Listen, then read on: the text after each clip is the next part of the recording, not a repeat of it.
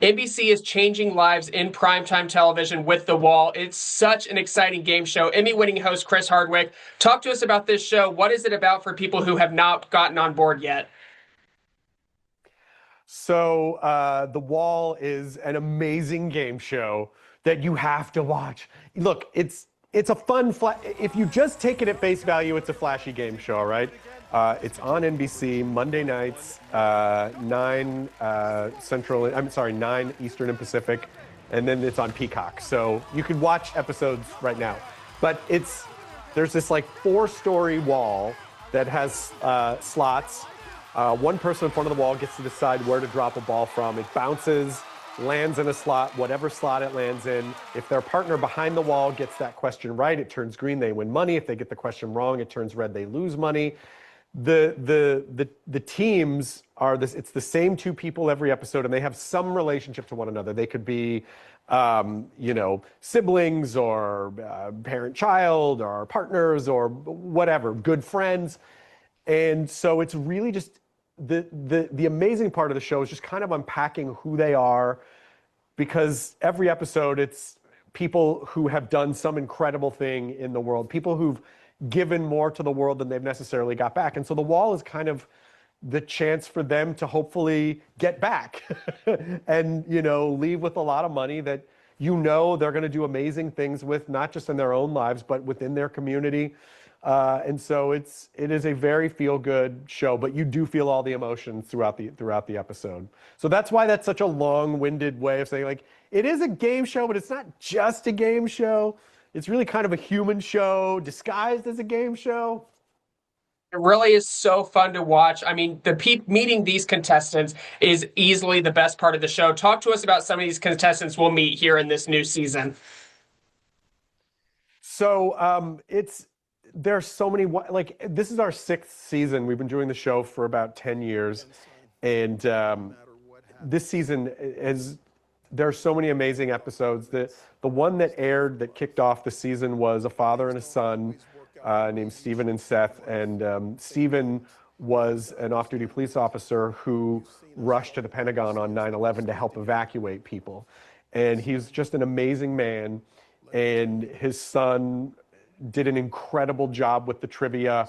And listen, spoiler alert, I'm just going to tell you, they ended up leaving with $1.6 million, which was such an emotional experience. And so there's just so many, like every story, like episode 2 was a couple who were Navy veterans. The husband, they live in Florida. The husband is a firefighter paramedic and received a call that someone had surrendered a newborn in their safe haven box. And so he responded to the call, and ultimately he and his wife adopted her. And so it's just this incredible story. And also, like, I know there's an episode coming up where a guy just like rescues a snowboarder who gets buried in snow, like upside down. And if he hadn't been there, it's every story just kind of has you on the edge of your seat and empathizing with people and seeing the good in humanity. So it's just story after story. And I love that I get to be there for that and get to know these people. And so, I really love my job. You have to love your job. What is the vetting process like to determine these contestants? Because I know it has to be such a grueling process for people to submit their stories, but then get down to these people who we know their stories are going to impact audiences all across the world.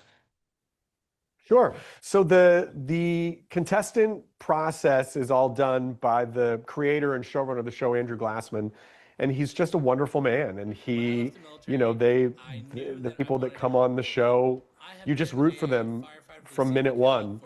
And I don't know, it really, it's so hopeful.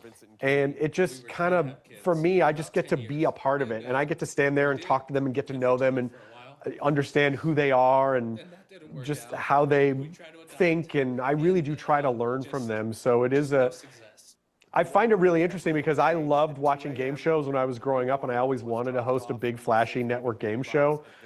And it just never occurred to me that my favorite thing about hosting a game show would ultimately be the humans on the show. Because when I was growing up watching game shows, you didn't know what, you'd hear, oh, this is Ted, he's an accountant or whatever, but you didn't know anything about him. You didn't know what he would plan to do with the money. You didn't really think about Ted again the second the show ended, but so many of these stories just, they stay with you, and and they're really inspiring. So yeah, it is, that part of the show is really what gives the show its heart, and I think that's what has allowed the show to be on for so long. It kind of keeps you on the edge of your seat, and it's the thing that makes you cheer when they win, and then just like need to take a minute if they, if sadly they don't.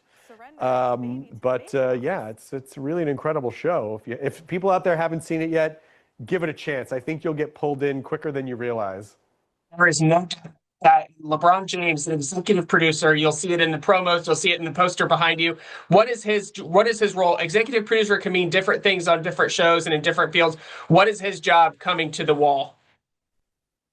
So LeBron and his company Spring Hill Entertainment were approached by Andrew Glassman as part of a production deal to come in, and so they really help bring the show to NBC, and it's just been an incredible experience, and really thankful that they did, because it exists because of them. So I'm really thankful, and and I just appreciate that we are still getting to do this after 10 years. I know it's only 6 seasons, but just the way that it works, not that you asked, but I'll just overshare that, we shoot, it takes about a year and a half for the show to cycle all the episodes that we shoot. So that's why we're in season 6, but it's been on for like 10 years.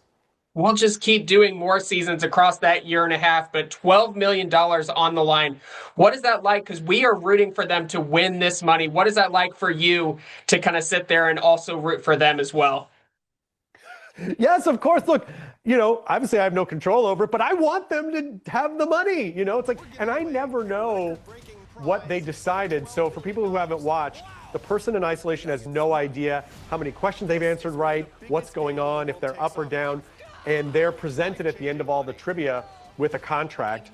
And if they sign the contract, they get some number of guaranteed money, which is based on how much money they had coming in this kind of fast round one, and the addition of 20 grand per question that they get right during the show. But they don't know how many that is. So they have a general idea of how much money they have, and it's, generally some kind of a 6-figure number. 120, 150, maybe up to $200,000 roughly. It varies, but they know, like, oh my gosh, it could be like 6 figures. So they have to decide, do I sign this paper to walk away with guaranteed probably 6 figures, or do I rip up the contract and risk for whatever is left on the wall, which they don't know? So it could be $0 or it could be $2 million. Like, they have no idea.